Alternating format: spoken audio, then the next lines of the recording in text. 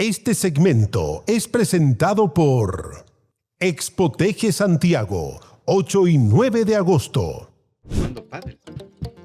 Oye, qué buenísima entrevista tuvimos hace poco, pero saben, ahora les tengo una tremenda invitación para el festival. Lo que están observando en estos momentos en pantalla, Caneo, te tengo una invitación. ¿Vamos a retar? No, o sea, podríamos hacerlo, pero ¿sabes dónde? ¿Dónde? Podríamos hacerlo en el Festival de Tejido Moderno más grande de Latinoamérica, que ya llega a Santiago en una nueva edición. Te esperamos este 8 y 9 de agosto en Centro Parque Las Condes, en un espacio pensado para reunir a toda la comunidad amante del tejido y las manualidades. Mamá, si estás escuchando esto, esto es lo tuyo, porque mamá teje a crochet. Así que más de 100 expositores te vas a encontrar, diseñadores, marcas líderes e invitados internacionales serán parte de esta versión de otoño con lo mejor en tendencias, materiales y creatividad. Así que ya lo sabes. Además, podrás participar en nuestros talleres, instancias de aprendizaje. Te puedes inscribir en www.expoteje.cl. Expoteje Santiago, la feria más grande del tejido en Chile y Latinoamérica, 8 y 9 de agosto en Centro Parque, nivel -4 si quieres asistir. No lo olvides, compra tus entradas en Passline desde los 4.000 pesos, más cargo por servicio, estacionamientos con descuento para todos los asistentes. No se lo pierdan, 8 y 9 de agosto, Caneito. Me gusta tejer. ¿Te gusta el arte? Y ¿Te tejer gusta? también.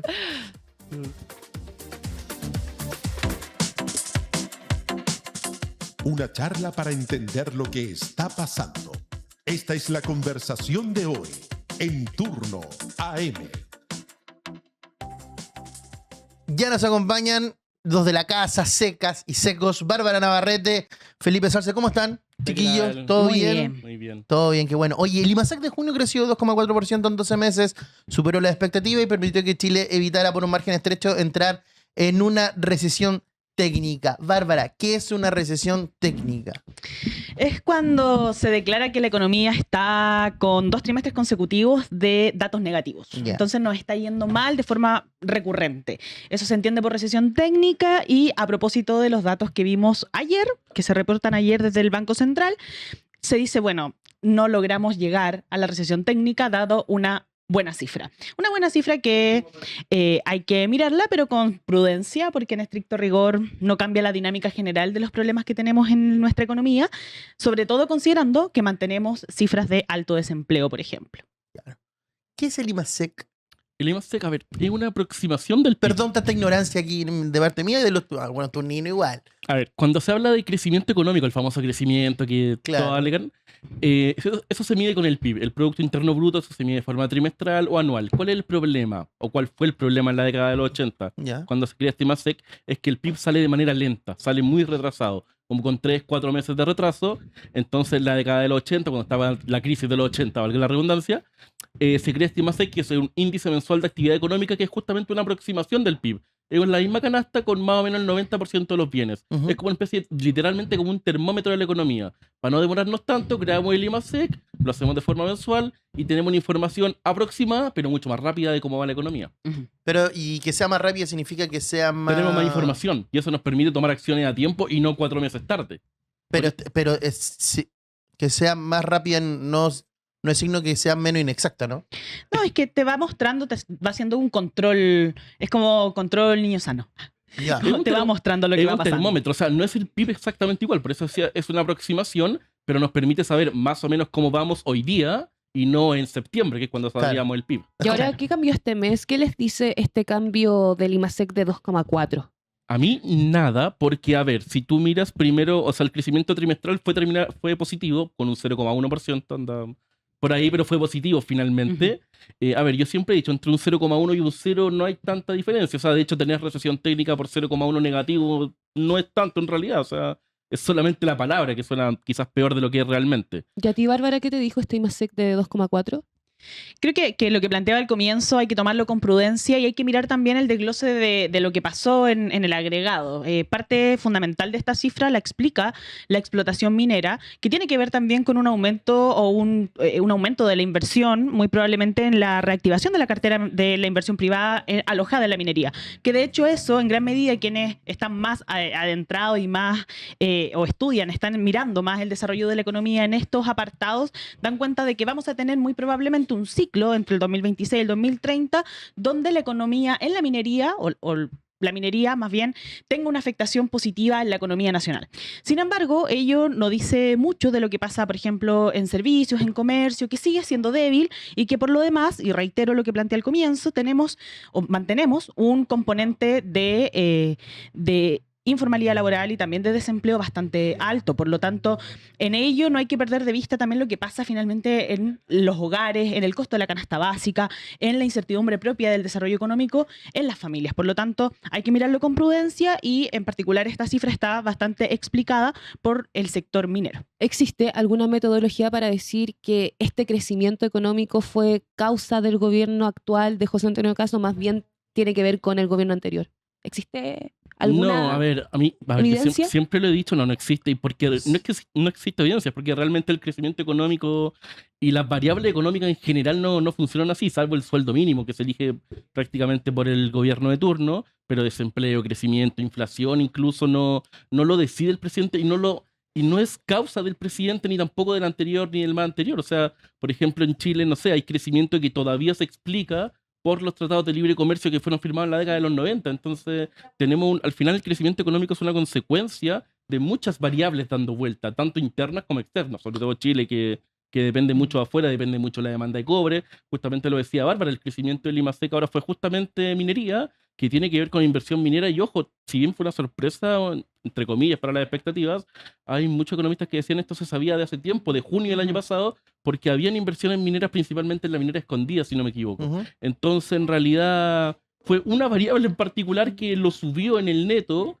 pero si tú miras el crecimiento acumulado del primer semestre, tenemos un crecimiento negativo hasta ahora. A veces se le ponen las medallas a quien no las merece, entonces. Po. No, el crecimiento económico o no tiene que ver con. No hay que llevar medallas, a ver. Porque muchos dicen, no, gran noticia para el gobierno, mala noticia para el gobierno. No, yo creo que algo que sí podemos mirar y que sí podemos, o yo al menos le podría atribuir responsabilidad al gobierno, tiene que ver con cómo afecta el consumo de los hogares el bencinazo a principio de este periodo. Y ello sí tuvo una afectación respecto de la inflación y por Eso tanto, no es una medalla, Bárbara. Eso no es una medalla, claro. Y eso sí ha generado incertidumbre y un alza en el costo de la vida de forma no solo directa a partir de los combustibles, sino también en términos de otros bienes como la alimentación, por ejemplo.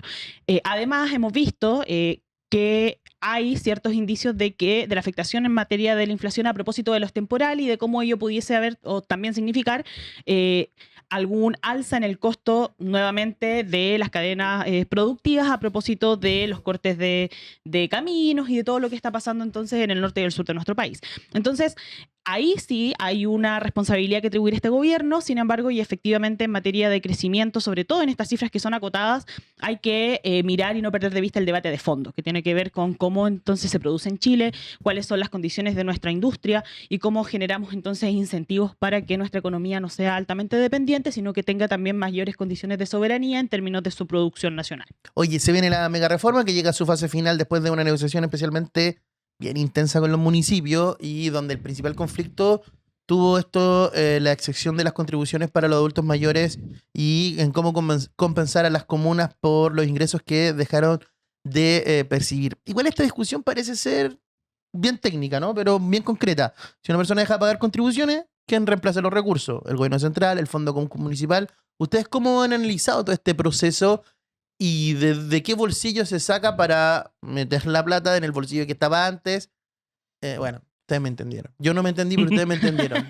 Ya, lo que pasa es que la plata no se está poniendo en el bolsillo de donde salía antes. O sea, a ver, las contribuciones funcionan de la siguiente manera. La mayor parte de las comunas aportan a estas contribuciones, bien, las casas que tienen mayor valor y todo eso. Y el principal monto de las contribuciones venía de Las Condes, Vitacura, Lo Barnechea. Estamos hablando más o menos del 50% de todo el fondo. Entonces, en realidad, prácticamente todo viene de ahí. Es un impuesto bastante progresivo en ese sentido. Los más ricos pagan más, los menos ricos pagan menos, tanto en valor neto, en número, como en términos proporcionales. Y eso es porque las casas más caras están ahí, un tema netamente geográfico.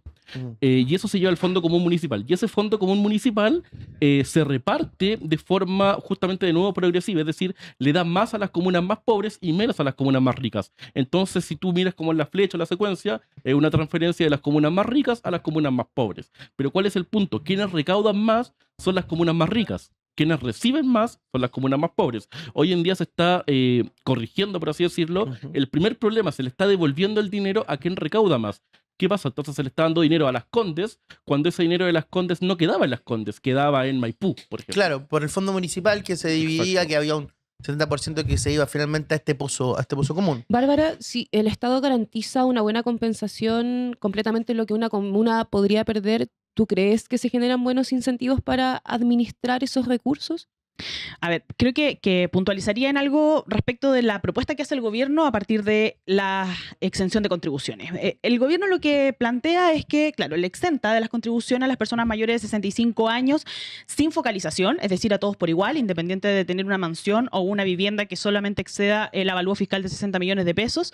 Y la propuesta que hace es efectivamente compensar el 100% de los recursos que los municipios dejan de percibir. Sin embargo, una de sus componentes, que son 80.000 millones de pesos, dice, se los voy a nuevamente a compensar directamente al presupuesto de los municipios que dejan de percibir esa compensación. Es decir, la persona mayor que vive en Las Condes, que deja de pagar las contribuciones, hoy ese recurso que deja de percibir Las Condes a propósito de esta exención generalizada, la vamos a pagar todos y todas las chilenas a partir de impuestos generales con la compensación y la propuesta que hace el gobierno. ¿Qué plantean los alcaldes y alcaldesas? Es que esos mismos 80.000 millones de pesos no vayan al presupuesto directo de Las Condes, los Barnechea, Vitacura o de todas las comunas que dejan de percibir por contribuciones, sino que nuevamente se incorporen al Fondo Común Municipal.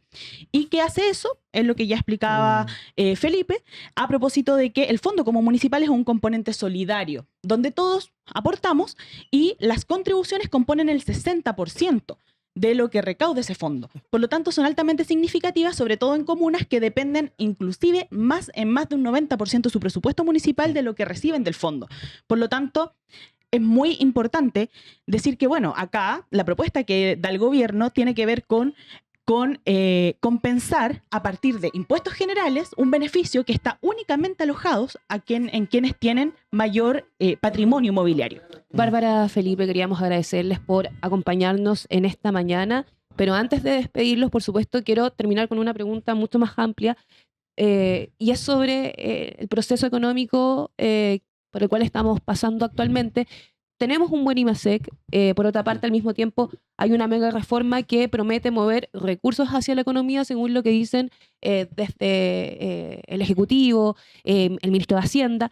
¿A ustedes les da la impresión de que estamos quizás en una etapa distinta en materia económica o todavía es demasiado temprano para sacar conclusiones? A ver, yo siento que la mega reforma no va a tener, más que siento, perdón, yo creo que la mega reforma no va a tener un impacto importante en la economía. Se ha demostrado empíricamente que si bien la baja de impuestos puede tener algún efecto positivo en las inversiones mínimo, además que tú nunca recuperas lo que pierdes por ingresos fiscales, así que la parte del déficit fiscal va a ser peor aún. Pero el impacto en crecimiento, todos los estudios muestran que es prácticamente cero, y incluso los que muestran que es positivo es bastante minúsculo. La Comisión Marfan estimó un 0,65% en 10 años, que es bastante cercano a nada. En realidad estamos hablando de 0,06 puntos por año en el neto. No va a solucionar los grandes problemas de Chile. Chile tiene problemas con productividad, con permisología incluso, que tiene que ver con productividad, con investigación y desarrollo, y eso te genera los problemas no de crecimiento puntual de siglo. El IMASEC de julio es un dato puntual que va a pasar en el mes de julio, perdón, no va a tener un IMASEC tan alto nuevamente. Lo que importa acá es lo que se llama crecimiento potencial o crecimiento tendencial, que es cuánto puede crecer la economía en el largo plazo de manera sostenible, y ese crecimiento es bajo. En los 90 era como 5% y en día es como 2%. Entonces, cuando miramos el crecimiento anterior... ¿Y eso también tiene que ver con los tiempos? Eso tiene que siempre ver tengo que crecer al 5, al 6. No, eso tiene que ver con los tiempos, porque justamente en los 90 Chile venía saliendo de una situación de mucha pobreza, viene un país bastante pobre en PIB, en pobreza de las personas también. Entonces, claro, hay algo que se llama convergencia condicional, que no es tan en la práctica ocurre, pero ¿qué pasa? Cuando tú ya eres más grande, cuesta que crezcas más. Claro. Bien, si tú miras el crecimiento de los países de la OCDE, de Europa en general, bueno, Chile no está en la OCDE, pero los países grandes no crecen al 5, al 7%. Bien, Europa crece al 2%, y no es un gran problema para ellos. Bien, el caso de Chile también es un poquito distinto. Chile es más chico y su problema está netamente en este crecimiento potencial de que estamos creciendo bien a la tasa de la que podemos crecer. Entonces, ¿cuál es el problema? No es que estemos pasando por un mal momento económico, sino que la salud de Chile está débil, por así decirlo. Es como alguien que tiene, no sé, asma, por así decirlo, y está corriendo a la velocidad que puede correr, pero esa velocidad es más lenta de la que hubiese sido en condiciones, por así decirlo, mejores. Bárbara, ¿compartes esa visión? En parte, pero creo que a propósito del tiempo, solo haría una precisión importante. Estamos Por hoy favor. día cerrando la mega reforma, Sí. que es altamente regresiva en varios de sus componentes, y no hay que perder de vista lo que va a pasar con la agenda laboral. Algo de eso decía Evelyn Matei ayer. Creo que es relevante poner el acento en que el desafío en Chile no puede ser poner en disputa el crecimiento y los derechos laborales. En ningún caso los países que se desarrollan muestran que se puede avanzar conjuntamente con adaptabilidad construida a partir de un diálogo social robusto, de negociación colectiva, y no precisamente, como lo dijo Evelyn Matei, de que la y los trabajadores nos estábamos organizando a través de WhatsApp y con eso es suficiente. No es suficiente, necesitamos más derechos laborales y ello genera garantías para que el crecimiento sea efectivamente relevante y que llegue a la mesa de todos y todas. Bárbara Navarrete, Felipe Salce, ¿cómo los podemos encontrar en las redes sociales, plataformas? Si algún tunino o tunina les encantó este segmento, ¿cómo los podemos encontrar? En mi caso, en OPES Chile, ahí pueden ver también un documento que elaboramos a partir de que nos da lo mismo cómo compensar la exención de contribuciones de personas mayores de 65 años y pueden revisar entonces todo lo que estamos realizando, todas nuestras intervenciones, seguirnos y compartir. Ahí está Nico Gómez. Yo en Economía en 3 minutos, en Instagram tal como suena, todo junto, Economía en 3 minutos, no sé si por ahí lo tienen, pero ahí Sí, estoy sí, te constantemente. conocemos. Aparte, y ahí dice, sí, lo conozco, Economía en 3 minutos, dice el El chat chat. está Sí, joven. no. Sí. Felipe es un personaje. Bárbara también, cada vez más. ¿Qué te paran en la calle, no? ¿Sí? Eso. Se vieron los autógrafos, Bárbara. Bien, Bien, ¿eh? Bárbara. Con un Ya. signo peso. Firma. Sí, ella firma con un signo peso. Ya, muchas gracias, chicos, por acompañarnos esta mañana. No, gracias a ustedes. Nos vemos la Bacán. próxima semana. Nos vemos.